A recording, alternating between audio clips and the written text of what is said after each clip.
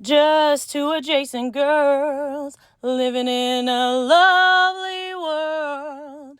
They took a podcast train going anywhere, but kind of specifically through Austin, Texas. Yeah, hook 'em horns. Adjacent. Very near, next to, or touching. Our tailgate is adjacent to the left field fence. ADJACENT. Adjacent. All right, it's that time at the podcast where it's time to pay the bills. Pay the bills. We are so grateful because we've got some incredible sponsors supporting us this April. Can you believe it? I can. I love it. These are people and businesses we truly love, and we know you will too. First up, our OG, our day one, the Gravy Enterprises home of J.B. Goodwin's A-Team. Adrienne has been a trusted realtor in the Central Texas for over 25 years. And I have to tell you, we've worked with them and the team for the A-Team and Shelly and Adrienne. And oh my gosh, he is honest, straightforward, reliable, and just all around great human. And he's my brother. He is my brother, which, let's be honest, is exactly who you want helping you to buy and sell a home. So if you're thinking about making a move in Central Texas, call Adrienne, text Adrienne, just get Adrienne and Bob. He's your guy. That's our first number one sponsor. Sponsor number two, Cornucopia Popcorn. It's our flavor experts, Nadia and Mike from Cornucopia Popcorn. And y'all, this is not your average popcorn. We're talking everything from dill pickle to s'mores with over 40 plus flavors to sample. Vegan options, gluten-free options, something for every craving. They were even voted Austin's best sampling room. So yes, you absolutely need to go try it for yourself. And get this small but mighty team of 15. They popped over 45,000 pounds of popcorn last year. Sold 2,900 tins, 2,900 tins, and donated to 97 nonprofits. They are a true giver in our community. We love a business that gives back. So whether you need corporate gifts and after-school snacks or just a treat for yourself, Cornucopia has you covered. Use code Shody Media, all caps, for 10% off. And now you can even order on Amazon. Link is in our show notes. Please go support Cornucopia, who supports so many people in Austin. Sponsor number 3, that's it. YGIM, new for April. And we are so excited to welcome a brand new sponsor this month. YGM, family owned and operated since 1998. Wow. They're serving Austin and the surrounding areas. These guys do great. Basically everything. What are we talking about? We're talking about sheetrock, painting, texturizing, popcorn sealing removal. Thank goodness. Water damage and repair, decks, siding, fencing, plumbing, electrical, handyman work, kitchen and bathroom upgrades, and even make readies for rentals or sales. They did our back gazebo area for our pergola for our outdoor pool area. And if your house is in need of any help, any kind of upgrade, any kind of just something to make it look a little nicer, call YGIM and they can handle it. Call 512-937-9604 or contact Casey Solari at yahoo.com. She's our sister. We love her. Save that number because you will need it at some point. All right, friends. If you are loving what we are doing over here at Adjacent Podcast, you can support us by joining our Patreon for only $5 a month or becoming a sponsor yourself with your company or just because you love the podcast so much. All the info is in the show notes and on shodymedia.com. All right. What do you think, Shelly? Do you think we're going to get to pay all the bills and keep the lights on? Let's keep the lights on. All right, let's get back to the show. Let's get adjacent. Welcome back, y'all. Welcome to Adjacent. We are in studio today at Record ATX. Thank you, all the crew that is helping us. We love Grant. We love Grant. And Bryce. And Bryce. And Michael. And Michael. All right. Today, we have all the way from South Austin. Am I right? That's right. Around the Barton Hills Barton area. Hills area. Nice. We have, who do we have in studio? Well, now it's Debby Shaw. Yes. And McCray. I'm keeping that too. Okay. Debbie McCray Okay. Shaw. Okay. I mean, Debbie McCray Shaw. Yes, That's yes. a hard one. I want to say Mashaw. I do too. I do too. Or Shaw. Mashaw. Okay, Yeah. we are going to deep dive a lot of things with you, but tell us where you came from originally. So I'm originally from Greensboro, North Carolina, which is a little bit more southern, as I found out around the Easter table, as my new French son was saying. So is there a difference between like the southern people in Texas versus the southern people in North Carolina? I said, way different. Way different. Completely Yeah. different. I married a Georgia boy. I know that there's a vast difference. Yeah. Yes. So he said, so that explains the pea salad. And I said, yeah, exactly. Yeah. Do you feel like the southern people in Carolinas Coast. and the East Coast versus Texas are more Western and they're more like Southern comfort kind of? How would you consider like?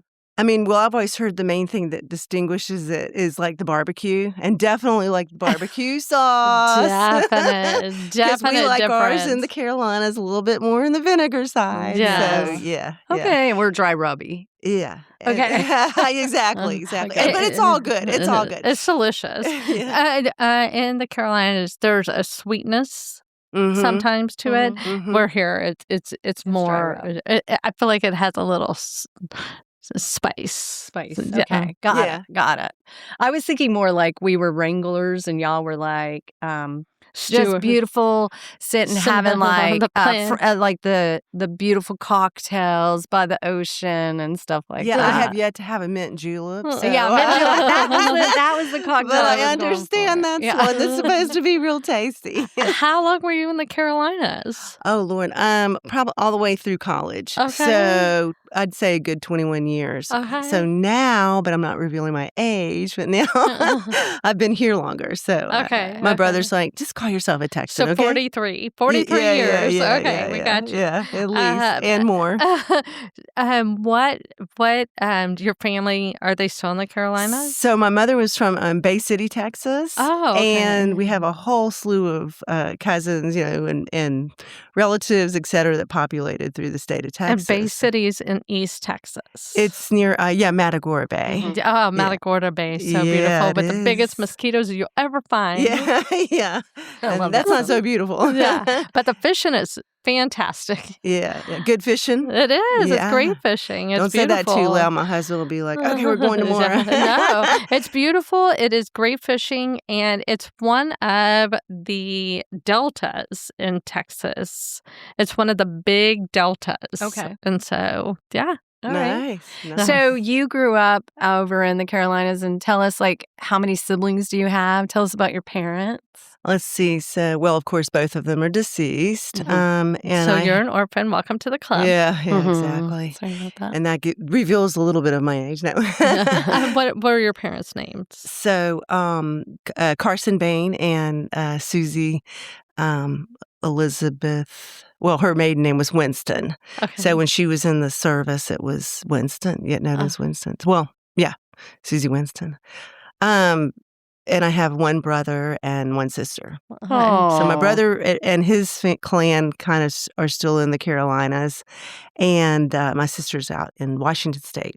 Wow. Washington. Oh, wow. So you're Yeah. across the country. Yeah, Where are you on the family line? I am the youngest. Okay, you're the Oh, baby. Yeah, The yeah. baby. Okay. cute. And Little you? baby. Where are you? I'm the middle. We're one Oh. of we're two of five. But Yeah. you turned out very good for being a middle child. Oh, well, thank you. Thank you. I Hmm. find the middles are the best. Yeah, interesting. Okay. Because there's all this whole theory about the middle one is the one that's always just kind of a little bit of junk to the rest of the family or Well, something. yeah, I you felt know? that. Yeah. We had two older siblings and then a space, and then so some would say I'm the oldest of the bottom three, Okay. Yeah. and Jody's She actually kind the of middle. So splits nobody. personalities between oldest and middle, so it's fine. It's fine. We were so connected, it didn't matter. There you go. So you left the Carolinas, and then where did you wander off to after that? so after I graduated, I meandered all the way to Texas. And I kind of started out in Houston with my uncle, and decided very quickly that was way too big of a city for this Carolina girl.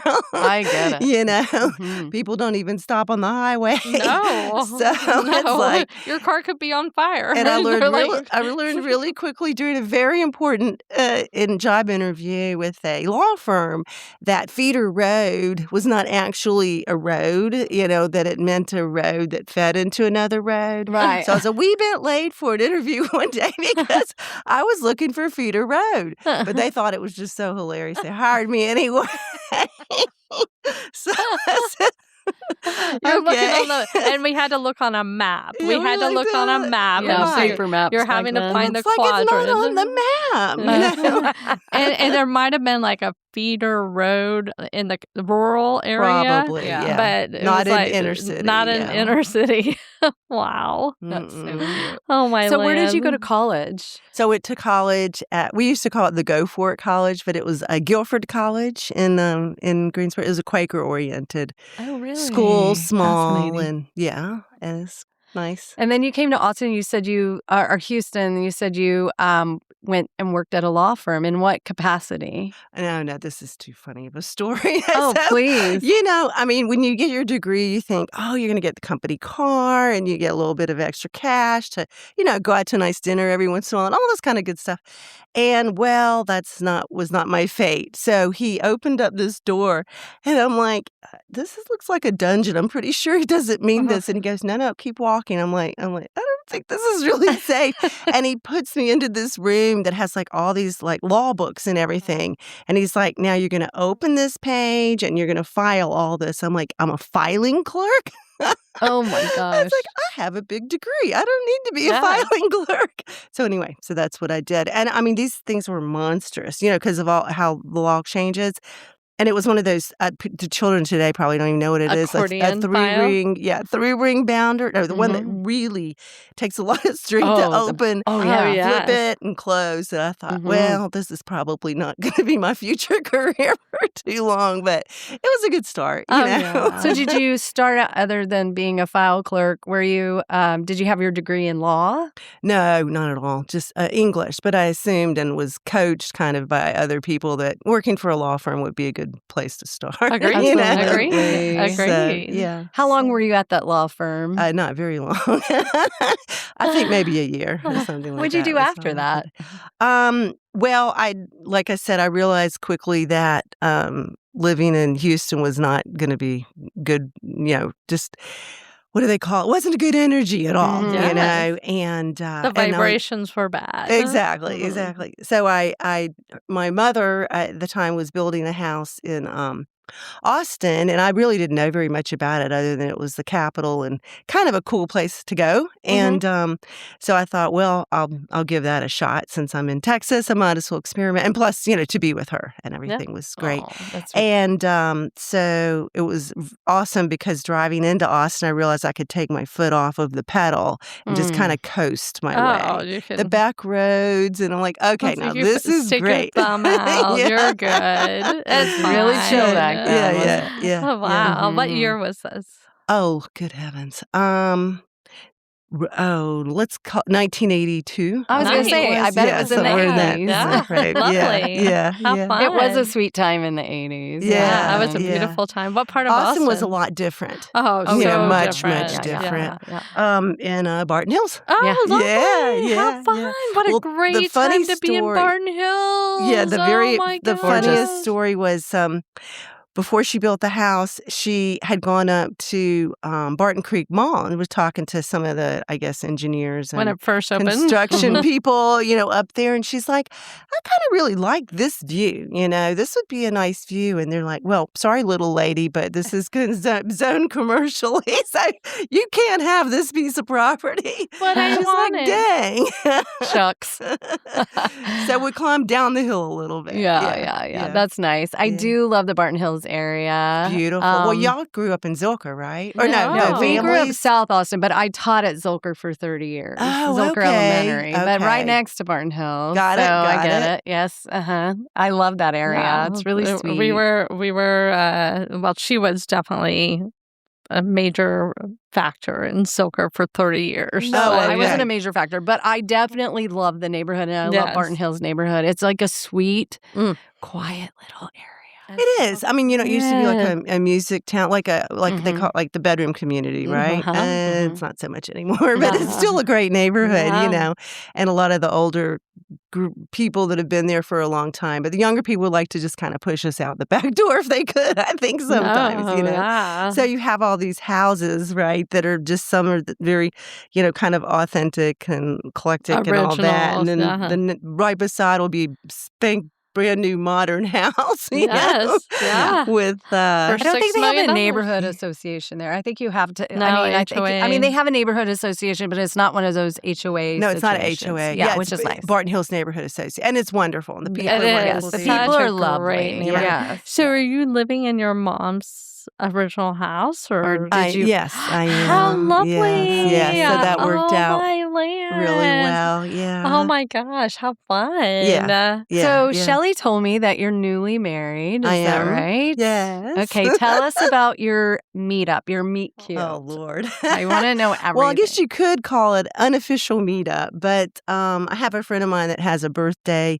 that's right before mine, and so we kind of celebrate a lot of times joint birthdays. Yeah. And I was just getting ready to close mine, and and he comes walking, and there's multiple stories about how we officially met, because one of my friends claims, credit for the fact that he asked her to dance first, and then that she turned him down. But he's like, I don't know that woman, no. So there's a funny story about that. Yeah. But the fact of the matter is we just went on the dance floor. And what dance floor?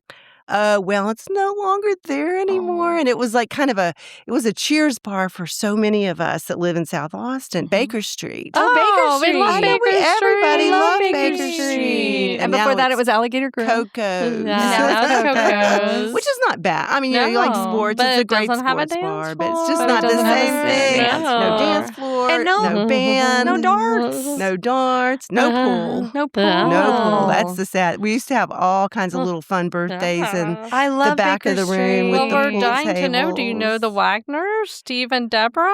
Well, he played darts there. Yeah, he was a regular. I guess I didn't. He's had to shift gears and move somewhere else to play darts because Baker Street's gone. They were Alligator Grill and Baker Street. But I wonder what it was before then. Oh, yeah, the Alligator Grill. Wasn't it? That's right. You could get the, I love Alligator Grill. Yeah, Baker so Street. good. I like the food from Baker Street. It was very English pub. It was very English pub. Yeah, it was so fun. So y'all met at Baker Street. Just a fun dance place. So we met there, and after dancing, somehow he just randomly said, I have a boat. And I said, that's great because, I like to fly fish. I had absolutely no idea what I was talking about other than just going fly fishing like maybe one time with my dad back in the day, but it seemed like a good thing to say. Yeah. So he's like, hook, line, and sinker, am I right? Love it. He's like, maybe we should go fishing together. So I can't tell too much more fishing stories because he's like, do not tell them that you caught a bigger fish than me. We'll edit it out. No, we won't. Yeah. No, we won't. Keep it in. It's kind of hard. It's really hard though when you grow up with a father that's a fisherman. Fish were to him like plants are to me and my mom as well. And he just could literally get on the boat and talk to him, and he'd hook a big one all the time, or 10. And I told my husband the first time that we went fishing, we weren't husband and wife, we were just dating.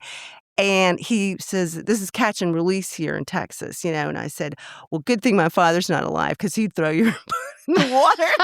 You were throwing a fish back in the water. You're not allowed to do that in the Carolinas. Oh, nice. you keep what you catch there. Well, and I'm not a fisher person. However, I do love to watch people fly fish. It's very sexy to you. Correct me if I'm wrong. You can't fly fish from a boat, correct? Yes. You can if it's a flat boat at the front, then you can do it. Okay. You have to turn your motor off, obviously.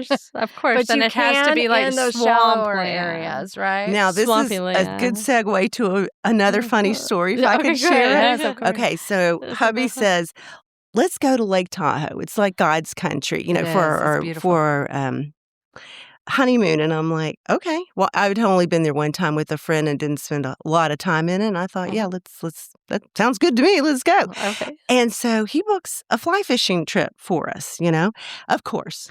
Oh, and you put it out there, Dolly. That's right. I know I did. Watch what you say. So it's outside. It was in Truckee, which is a really cool little town, which is right outside of, Lake Tahoe on the California side. And so, so I thought, oh, great. Well, I have to have a hat for sure because of the boat, and a tie. And he just kind of played along with us and everything. And I said, and, we'll have to bring chairs. Did you make sure that you had chairs? Because we're a little on the older side. My husband has a few conditions and we both do. So we can't stand on our feet for any great length of time. Mm-hmm. He goes, well, honey, I hate to break this to you, but we're not going to be sitting anywhere. We're going to be wading in water. I said, are you serious to me right now? And so I said, I don't think that we could just maybe ask them if they have chairs, But when you get there, it is talk gorgeous. About God's country. Yes, it is. Absolutely gorgeous. Mm-hmm. And you figure out a way to stand. Even if there's moss, on the rocks and everything, so it's a little slippery. So sometimes you can fall in. Mm-hmm. And then you put water in your waders. You never want to fall in the waders. Yeah. And you cast that rod, and you're working more like with two, what do you call it? Strings. Yeah, instead of just one. Yeah. So it's a whole different cast than a regular cast. But it's really peaceful and nice. Beautiful. Yeah. It's an art. It's an art. Yeah. I find it majestic. Mm-hmm. I love watching it. And I know. And every time I go, I just connect with my father. And so it's like really a beautiful moment, no matter where we are. I mean, Bob's taken me to, we went to Palestine, Lake Palestine. Yes. We took our grandson out there. And I'll call them boys, but my husband and grandson were standing a little bit on a different cliff than I was, or we were on embankment rather, not a cliff. And I connected with my father. I really did. I said, you know what? I said, they're doing some stuff over there. I don't know what they're doing, but I need to catch a big fish. And sure enough, I kid you not, we reeled one in. He's like, how'd you do that? I said, I have no idea. I did it. I didn't. It just Dad was like, I got you. It just jumped on the line. I love that. That's so awesome. That's dinner tonight. I love that. So it wasn't catch and release there. No, not Palestine. No. But now I understand the principle behind the catch. I mean, if they're so tiny, you might as well throw them back in. So right, fun. Of course. You got to let them grow a little more. Wow. Yeah. What a great trip. Yeah. I love the spiritualness of that. Mm-hmm. Thank you for sharing that. Yeah, that's so you're lovely. Welcome. You're welcome. Sounds like you had a great connection with your dad. What do you think was your great connection with your dad and your mom? It sounds like you were really connected with your parents. I was, and I think I was very fortunate to have that, with both of them. Because sometimes when I talk to my siblings, they're like, especially my sister's like, no, you have a different set of parents than I did. But she was older, of course. She's 12 years older. And so sometimes that happens. Of course. As times change and things change and et cetera. I think with my dad, believe it or not, I think it was more of a spiritual connection. And we just kind of got each other, my father came from not a great situation, as many of our parents did, and he had to grow up really fast and be the adult of the family, and I really respected him great for that, and that's got its ups and downs. He grew up in a little town called Lexington, North Carolina. Oh, okay. You know where that is? High Point's the furniture market, and Lexington is right out there. And then with my mom, she was just, and back to my father, was wonderful with people, just really wonderful. So he had this way of just making everybody, I think, feel pretty comfortable around him, unless he disagreed with you, then he might be a little bit more on the Trump side. Sorry, President Trump. It is what it is. Yeah, it is what it is. Yeah. So then my mom, she's just kind of like a magical butterfly. It's hard really to talk about her. Even I had a dream about her last night before coming here, but it's she was just such a beautiful spirit in many ways. You know, you could definitely call them, I think, polarized opposites. So as soon as I got old enough to try to figure both of them out, I'm like, you guys supposed to be married or what? No. And again, I'm kidding, but but they had an understanding and love for each other. He really loved her dearly. And my mom was the same way. She's like, you only love one time and that's it. And that's just how she felt, And so she kind of ingrained that. And she was a very spiritual woman as well, too, but not like a proselyte. She wouldn't go around or evangelist type person. She just, lived her life in that way, I think, and always wanted the best for everybody. And so I had, I think, both of those instilled in me, which was some good qualities to have. Yeah. Debby, do you believe that you only love one time in your life? Well, that's a hard one. I mean, I believe that she believed that. I think that there's probably certain circumstances that wouldn't, but I also think that when you find someone that's right, like I feel like I have with my Bob. Hi, honey. It's so incredibly special that, you work together. You have to learn to work together and accept the differences and definitely challenges. And we've had a few of those coming our way. But it's a matter of, I heard the saying one time, don't ever go to bed angry, and I love it. And we just try very hard to practice that philosophy, because it's natural. You're always, just living with somebody is just tedious enough, let alone especially after raising kids and doing everything that you've done, that just sharing a space with somebody again, it's like it's a whole new world. It's a whole new world. You can love more than once in your life, but some of your loves are your activities that you love to do. So I hear that you love to play tennis. Is that right? I do. Yeah. Where do you like to play tennis? Where do I like to play tennis? Yeah. Well, I've played some at, I think they call it Ripner. I've played some out there. Some used to be the Polo Club, but now it's oh my God, what is it? Dripping Springs Racket Club. Yeah. And because they have, pickleball out there too. So pickleball kind of came into the picture and took all the tennis courts away to a large extent. But they do out there at the Polo Club or the Dripping Springs Racket Club. They do a good job of blending it, and then they also have padel out there. So they have like 3 different sports.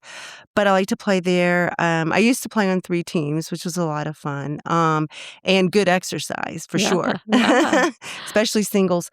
But my condition, we have in our family, I was just telling my daughter at Easter Day, we have like 4 generations of osteopenia that's been in the family, and it's going to be, and her husband's like, well, is Joe going to have it? And I said, yeah, I'm afraid it's probably so. It's just one of those hereditary things that's very hard to break.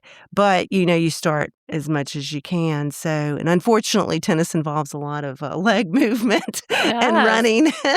And so I was able to stay at the baseline and just do my best shots, Yeah. And some of that was okay and worked for a while. And then it's like, as much as I love this, it's just something in my life that had to go. Not forever, but just temporarily. So how do you feel about the controversy between tennis and pickleball? Where do you lie on that? I don't know. I mean, I think pickleball is definitely a social thing.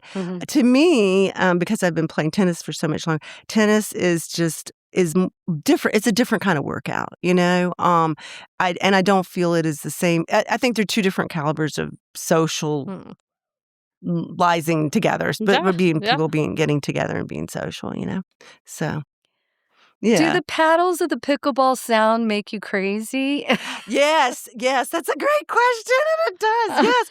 Especially if you're in a singles match, because believe it or not, it's a little mental, so you have to kind of think about it's a strategy, right? It's like, where am I going to place this ball where she can't get it, or mainly she. I was on this one thing they call the tennis ladder, and bless his heart, the man that ran all of that, he's recently passed.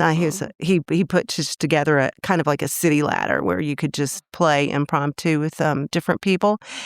And once or twice he put me with, I'm sure it was some Marine or something. I don't know. This guy was super built. And I'm just like showing up to the court, with my little racket and everything, and tennis ball. And I'm thinking, I'm going to be eating some crow in about 5 minutes, because, and I'm like, I'm betting you got up at like 6 a.m. to do your exercise. Your marathon before you came to play tennis. Anything, And he's just smiling. And I thought, oh, well, what the heck? I got to get better, right? I can't get any worse.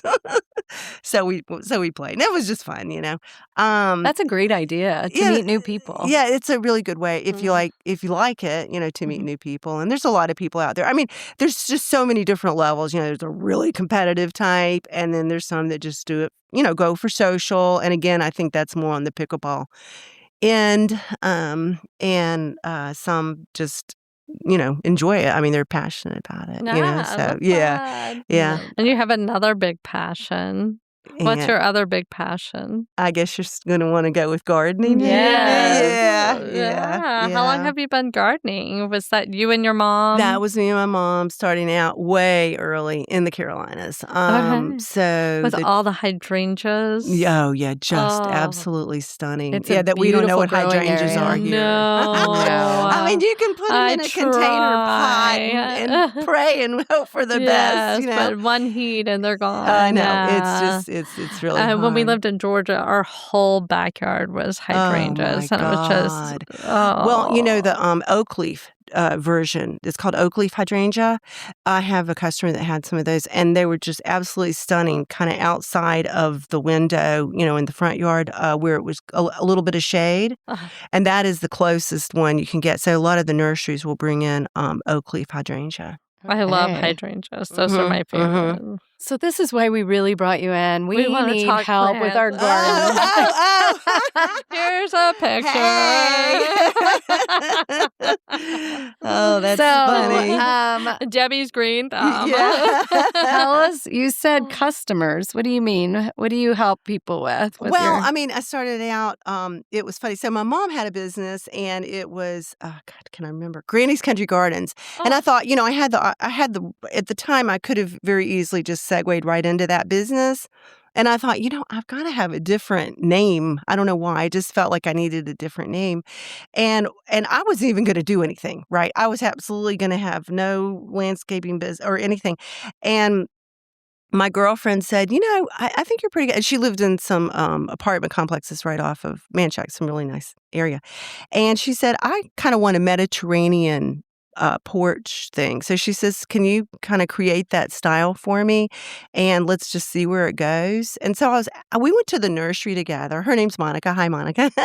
And we had such a good time. Just like, I was like, I really enjoy this, like picking out the plants and getting to know the people better and finding out, what's their go-to, what do they like, colors. I'm sorry, I have to stop you. Yeah. You're lighting up like a Christmas tree right now. You look so happy. Thank you. Keep going. Well, anyway, no, it's just my thing. I like it. It's, and so she said, and I'm just going to run a little blurb in the newsletter, just letting, after we do this. And then I get another job in that same kind of complex. And so it just kind of built on itself. And she's like, you really need to go into a business. And I'm like, are you kidding me right now? But the truth of the matter is when we had that snow eclipse, I was kind of like walking around our yard and looking at everything. And I'm like, we don't really have that many dead things here. Like a lot of things survive. That's kind of cool. I was like, literally, I thought it was a blessing. I said, thank you, God. Thanks, Mom. Yeah, thanks, Mom. Thanks, God. Yeah, exactly. Right. And I think that, I mean, how much more real can you get? My daughter will disagree, of course, but then sticking your hands, in the dirt. Yes. I mean, I agree. it's very important. It's so grounding. It's very grounding. Yeah. And if there weren't all these freaking scorpions and everything, you could go do it barefooted, but it's a little dangerous sometimes. I know. I have to take a big stick because we have a ranch out in Smithville. I have to take a stick before I start planting anything. Make sure there aren't any critters. Snakes mainly, but I'm like, get out of here, I'm about to plant, Yeah, it's true. So tell us, like, in Central Texas, I feel like it's such a challenging place to garden for me. Yes. I've tried to put in a garden with vegetables and different things like that. Always the squirrels get all of my tomatoes, my strawberries. They won't touch the peppers. What am I supposed? They never touch my lettuce. But I also have raised gardens because things would get into. Yeah. But what do you feel about raised gardens? Is that cheating? Is raised garden? What do you think? I don't think so. No. I mean, if it's something, again, it's like I told one of my customers one time, it's like what you want in the garden is what you want to see. And it's got to be kind of a vision of you, so to speak, and it's the whole combination of everything working in synergy together is what you want to try to create if you can, but easier said than done. And like you said, I got so frustrated. I was okay with like little 4 inches, that you get in the nursery, and I was even okay with a gallon. But when it came to 3 gallons, I was like, I'm definitely not going to be able to dig in, as you're saying, into this land. And so decided that if you take a drill saw, and you attach it to, actually one of my friends out at the tennis center told me about this. She said, well, this is what I do on our land. And I thought, that's not probably a bad idea. And so you just put a bit, on the drill saw, and then you drill in so you can drill the hole. Of course, if it's caliche, it's caliche, so then you got to hammer it out. But just to get, if the ground is really hard, then that helps to soften it some. Wow. But then you have a little bit. But then you have products like, vermiculite or other types of, I can't think of the other one off the top of my head, but you can mix it with the soil and it'll help to loosen it a little bit, which is good. Yeah. Wow. Yeah. Do you use any herbs? I mean, any kind of like, what is it called? Anything that helps the plants grow? What do you do? Do you use Miracle-Gro or Natural Grow or anything like that? Like, what do you put in the soil? Yeah. Well, it depends, I went to a horticulture class, which was really good. So I guess my teacher said, call yourself a horticulturist and run your business, And the words that they used in the class was, it depends, because it absolutely depends on where the location is. You can send what's called a soil sample to Texas A&M Agricultural, and they will analyze your soil and let you know that that's probably not a good place to plant in, or you have to what they call mend the soil, so treat it so you can get into a better situation. And I found out the hard way that something that works amazing, and I know John Dromgold sells it, is the Natural Gardener, right? Yeah, Natural Gardener is the that fish emulsion. Yes. So during COVID time in our house, I decided that I found a spot that was absolutely perfect to build some ponds, just because if you go to the pond store, Aquaponics or whatever, they always have these, it's kind of like a rectangular shape, and you can open up and get the fish out that way. That's where the fish are. I thought, well, why not we just create it here? Nothing better else to do. So we have the land, and it's everything's fine. I don't need a permit to do this. I shouldn't say that too loud. But anyway, and so we just dove it, and I had at the time one of my daughter's boyfriends helping, and he's like, and I was Miss McCray, not Shaw, and he's like, Miss McCray, I feel like I'm digging my coffin. What are we doing out here? You are. You mess with my daughter, and you sure are. It's hot, and I'm slaving over this thing. But at the time, it was just a bunch of a plant called Nandina, and I not a big fan of Andinas. I appreciate that people like that, but over in China, it's like it's forbidden. You're not supposed to use, or even plant. Is it too invasive? It's invasive. It absolutely is invasive. And it does change colors, in the winter, so it picks up some of the burgundies and greens and some browns. I know this plant. Yeah, but it's and again, it's a really good border plant for some, but it just can just completely take over.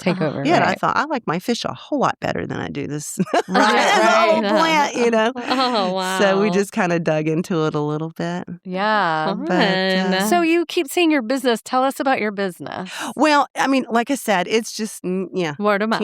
Just word of mouth, and it's also just consulting really right now, because as much as I do love to get get down and dirty, as they say, it's challenging for me because of some of my health conditions at the moment. But I'm trying to remedy those too, so I can get better. So I can do some, I just can't lift heavy bags of, mulch and stuff like that over my head. It's called contract out. I hear you. I'll give you the idea. You have to find the workers. Yeah. So tell us about being part of the Barton Hills Garden Club. Oh, so I am the president of Barton Hills Garden Club. And I love it. I love it. Yeah. We started out with about 60 people prior to COVID, and then it of course diminished because it's very hard to run a gardening program, online, where people can't see each other, et cetera, and visit. And we set up a breakfast table when we meet out at Zilker, and feed our guest speaker and guests and members, et cetera. And it's just been real interesting. I love it because I've had an opportunity to go out and, as you say, Shelly, meet some people in the community that are also passionate about gardening and learn a lot. Like our next upcoming speaker is going to be talking about bees and, population and and I'm like, please bring some honey. Yes. But she's real sweet. I haven't met her. We have just been kind of going back and forth, online, but I think she'll be a really good Very speaker. exciting. Yeah. We don't talk enough about bees. Bees are so important. That's right. They're so... They are. The saying is, and the same thing with plants, is like, they can live without us. We can't live without them. Agreed. And that's in the entire natural world for many, many, Agreed. And it's like, But we need to learn to live together. And we need to learn to live together. And we need to be more givers. Because I feel like we're trying to, it's like we're trying to date the wrong guy. Yeah. We're dating AI instead of the bees. They're like, we don't want We don't want a robot. We want bees. Oh, yeah. It's so true, isn't it? Oh my gosh. So you meet where for the garden club? We meet at Zilker Botanical Gardens. Yeah. And it's called the Auditorium Room. Y'all are welcome to come. We love you. You should just come and bring your show. I would love But anyway, that's lovely. The whole thing started out in the 50s, and it was just a social club, just a lot of people that were living in Barton Hills, and it was the prestigious club. So we've kind of put a little bit of more of a natural tone on it, but it's still a lot of the same members. Like one of my neighbors has been in it for 40 years, and I'm like, fun. I don't know. Ask her. She's the expert. Yes. And if you haven't been to Zilker Botanical Gardens, it's just beautiful. It's They just got finished doing a thing called Dinosaur Days for the kids. It's just one of those fabulous family places. And it's in the gorgeous. Heart of Austin. It is. It's in the heart. If you're coming for a trip or whatever, you have to stop there. It's right next to Zilker Park. It's so convenient. Yes. And it's stunning. It is. It's so They've stunning. done such a beautiful job always. I like to go there to figure out what plants I need to put out because I feel like I try so hard I want to get natural natives. Yeah. So I'm just like, please. I always look at everybody's yards. I'm such a Kravitz. I look at everybody's yard, like what's growing over there? How much sun is it getting? I bet how much water does it need? I don't want to use a lot of water. And see, that's the key thing. I have some friends that live up in Pflugerville, and we were at a dinner party the other evening, and she's like, hi, Anita. Anyway, and she's like, Can't have love plants. it. I love plants. Please say hi to your I whole know, squad. yeah. I love it. No, anyway. But she's just like, I can't do it. We're in a water shortage right now, and you can't. That's one thing, you absolutely cannot have plants without water. You know, especially in Texas heat. And I think you learn that. So, like in the Carolinas, it's way different. Like you were saying, Shelly. So the humidity alone is enough water to. I know it. The hydrangeas and the foxgloves are gorgeous. And I just found out the other day that, and this would be a hi to Trish, my son's girlfriend, she said, that's my favorite plant. And I'm like, you're kidding me. So, you never know. I think it's also a great way to just, strike up a conversation, because somebody will remember something about a plant. And even though those people out there that go, oh, I don't have a green thumb, or I turn everything purple or whatever, you just have to work with it. And, and I think I have a landscaping question for you. I hope I can answer. Well, we have like straight up rock. Yeah. Our whole yard is straight up rock. Yeah. And I want to plant, sustainable plants. Yeah. So we don't have to mow. Oh, yeah. But there's so much rock. Is it okay to like build up some dirt on the rock? Because it'll probably get washed away. It is. Yeah, it could get. I don't know. Is it on a hill or because no? You can have erosion it's pretty flat, but flat. it's the house to quite a few foxes. Yeah, they live in the rocks. Can you send me a picture? Yeah, and I just want to build it up, not with a thing, but just build it up and see if we can put some more. Yeah. You could take greenery. little sections, maybe. Yeah, you could try it. Yeah, exactly. In fact, I was going to tell you, that's one of the things that I always do if I'm working on doing a new yard. I will put a plant in a certain area, and just especially if it's in between, say, spring to summer, and just see how it will adapt in that area before it goes in the ground. And see, then So in your case, we could just kind of do a little like digging to create an area and just see how, and then that'll give you an idea. Digging. You'd have to have. But what I was going to tell you is, before you said that it was all, it's all pretty much like caliche. It is full. Well, you rock. have a giant. It's like it's also a fox cave. Like, we don't want to jack with their little house. No. But we would love to put some greenery above it. Above it, yeah. What is there a little? So you say it's house. Is there a roof kind of thing on the house, or no? They climb underground. What am I thinking? Yeah. They sit on the roof. Yeah. Okay. Yeah. No, Never mind. They make little caves. Yeah, they have a whole cave. It's skunks and foxes. Just like wow. I know it's beautiful. And you keep the skunk too. Well, we're not housing them. But they go live on just our property. Yeah. And then we have the Whistler ducks come, like 90 of the Whistler ducks will fly in our backyard and everything, and it's like, wow, it's so beautiful. Oh, yeah, wow. She has a great house. They'll have their babies. And where is that? It's in South in Oak Hill. Oh, in Oak Hill. Okay, yeah. So that kind of rock that you see on the cliff is basically her backyard. Exactly. What you see on the green belt. That's our whole backyard. I mean, that's our whole property. But it's not like a solid slab. It's not solid, but it's. She's gonna send you a pic. Yeah. Okay. Yeah. Definitely. Because you're gonna be like, huh? Yeah. You should.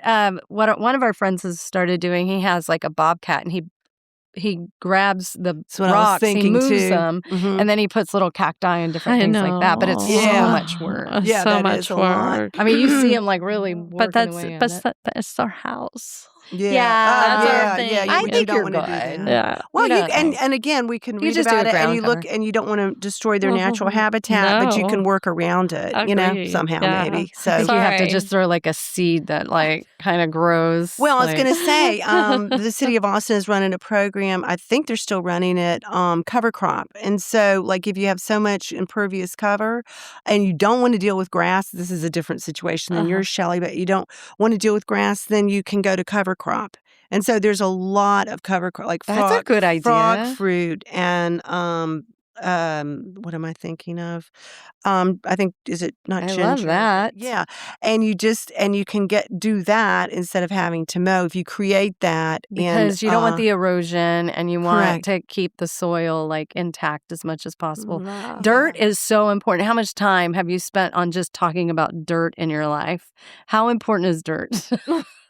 Dirt is like life. Yeah. It is. It's like, you tell people it's like a house. Like if you don't have a good foundation, you can forget the rest of it. So it's crucial. It all starts at that level, which I have had a really good speaker that spoke at Barton Hills Garden Club about permaculture and talking about how exactly what you're saying, how important the dirt is. Yeah.